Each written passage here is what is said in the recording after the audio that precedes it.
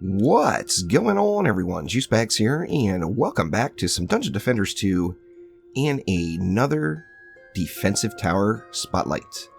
Today we're going to be talking about the EV2 and her lovely weapon manufacturers. You guys see me use these all the time, and they're actually really popular in the current endgame, as they are just insanely effective.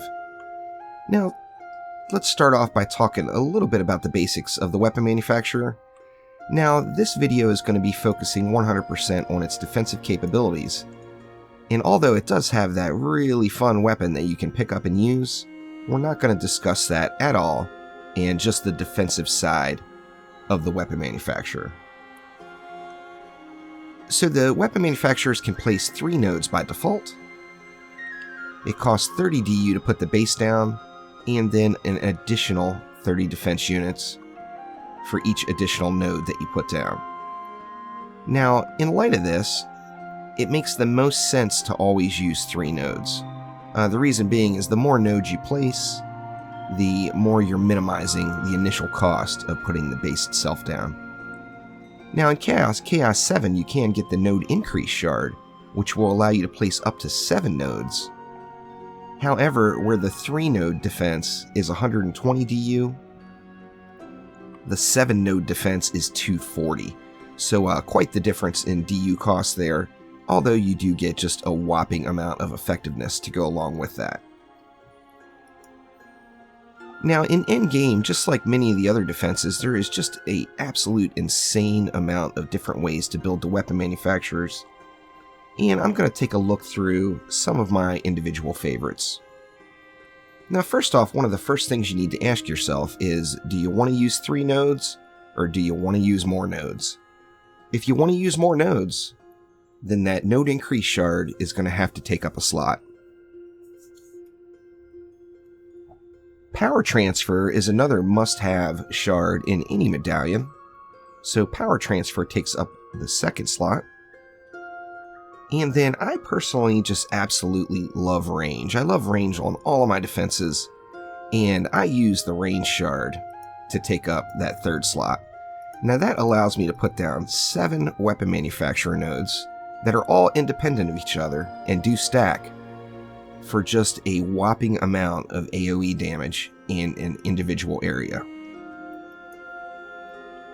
Now on that same note, you can increase your damage output by quite a bit if you just knock that Deadly Strike shard right out of there and go with, say, defense critical damage instead, as that's another really nice one to help juice up that tower. Now, of course, defense critical damage works best in a mark. It's still going to work in a medallion, and that's going to allow you just even more damage at a slightly smaller range. Now, like I said, I personally am a big fan of range, so I use range all the time. I absolutely love it, and I just have a really hard time giving it up. Now, say you only wanted to use 3 nodes, which is still really effective, and you wanted to combine the defense with something else, like maybe a flame aura. You could then get rid of that node increase shard and go with, say, defense rate,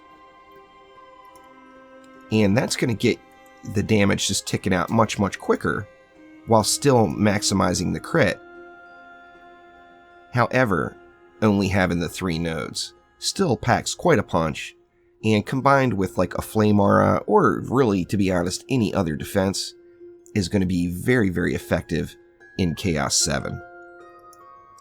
Now, like I said, there are lots and lots of different ways to build out your weapon manufacturers. And the pool of shards that you really want to pick from endgame are going to be defense critical damage, destruction, deadly strikes, defense rate, power transfer, and node increase. Those are just all really going to be effective shards, and like I said, depending on how you want to do it, mix and match your 3 favorites to come up with your best way to build. Once again, though, my go-to that I use absolutely every day is going to be power transfer, node increase, and deadly strikes. I'm just very happy with this combination, and it allows me to complete all the endgame content very easily. It's not the most damage you're going to get out of your weapon manufacturers. However, it does give you that increased range, which gives you a little extra time with all of the bads inside of the weapon manufacturers themselves. Once again, this is kind of my go-to build. I do vary it up periodically. However, it is without a doubt my favorite to use. Now, as you're journeying through and going up through the ranks, weapon manufacturers can be used very effectively on every map. However, one important thing to note, when it comes to cyborgs, your weapon manufacturer placement needs to be very creative. The reason being is no matter how many nodes you have, no matter how spread out they are, if a cyborg hits one of these nodes, any one of them, it will disable the whole chain as they're all connected. Now, that's not to say that they can't be used, as they can be used. However, you do have to be very, very creative on where you place them and make sure you're providing every single node some protection or some little hiding spot versus the cyborgs. Now, as you're coming up, of course in the campaign, you're going to pick up the defense critical damage shard. At this point, it is really the only effective shard that you're going to use, as weapon manufacturers gain no benefit from defense health whatsoever. So in campaign and then starting Chaos 1, all you're going to have is that defense critical damage shard. Now in Chaos 2, you're going to be able to add destruction to the mix. And although the weapon manufacturer does very heavily rely on crit, destruction is never a bad thing, and it increases that base damage by a touch. Now then in Chaos 2, of course, if you're not Ascension level 60, you're going to be able to add that defense crit chance or defense critical strike shard into the mix to get you up to the 33 or 30% crit chance cap, and that's where you want to be. Now in Chaos 3, Deadly Strikes, the range shard drops, and that's just a very valuable shard in just about every defense in the game, and I highly recommend giving Deadly Strikes a try. Now up until this point, well, in Chaos 2 and in Chaos 3, you can use a mark or a medallion. You can use either, whichever is your best piece, by all means use it. The main thing is getting up to that crit chance cap. As long as you can get your defense critical chance above, say, maybe 25%, you could probably get away with using a mark or a medallion.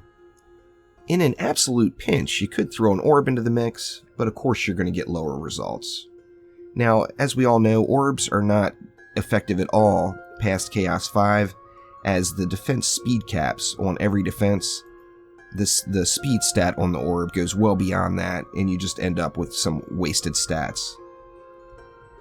Now in Chaos 4 is really the game changer, as it is with all defenses, as the defense rate shard and the power transfer shard come into play.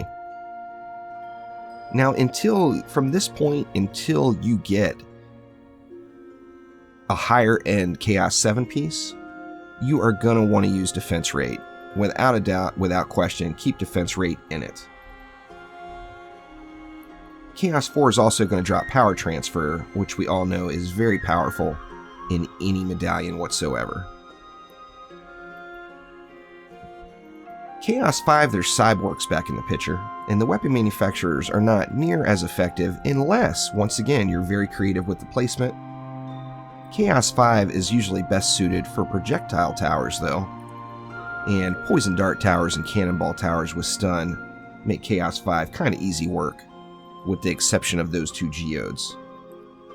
There are no other shards that drop for the weapon manufacturer on the defensive side until you get to Chaos 7, and in Chaos 7 you get that node increase shard that's going to allow you to branch out in your nodes. So basically the shards that I would use as you're coming up through the ranks is I would try to use a medallion all the way there if possible. You could use a mark once you get your crit chance up if you chose to, or if that's just the best piece you found, and it will still be effective. How I would do it is right from the gates I would use a medallion. The first shard I'd put in it is that defense critical chance. In Chaos 1 I would go ahead and add destruction on top of it. In Chaos 2 I'd probably throw the defense critical strike shard in just to complete the 3. Even if it goes over the cap, why not? Now in Chaos 3 you're going to add deadly strikes in, which will instantly replace that defense critical chance shard. So at this point you're going to want defense critical damage, destruction, and deadly strikes. Now in Chaos 4 you can completely change the whole process and go with defense rate in the mix. So now the 3 that I would use in Chaos 4 on would be a medallion with defense rate, deadly strikes, and power transfer.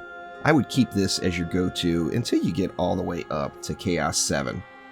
And then at Chaos 7, of course, you add node increase, and that gives you the pool of all the shards to pick from. Now, endgame in Chaos 7, I have used marks as well, depending on the best pieces I have found. If I was to use a medallion, my normal go-to would be deadly strikes, node increase, and power transfer. That's the 3 I commonly use, and like I said, there's a huge pool of different ways you can build your weapon mans. That just happens to be one of my personal favorites. Now, if I was using a mark instead, I would change that to deadly strikes, defense critical damage, and node increase, and that's the only change that I would make. So hopefully this helps you all understand how to build your weapon manufacturers effectively. Next up, I'm going to try to do a guide on blockades that could be quite extensive. However, let me know in the comments below what defense you want to see highlighted next. So thank you for watching, click that like button and please subscribe to the channel, and I will be back soon with much more Dungeon Defenders 2. Thanks again, we'll see ya.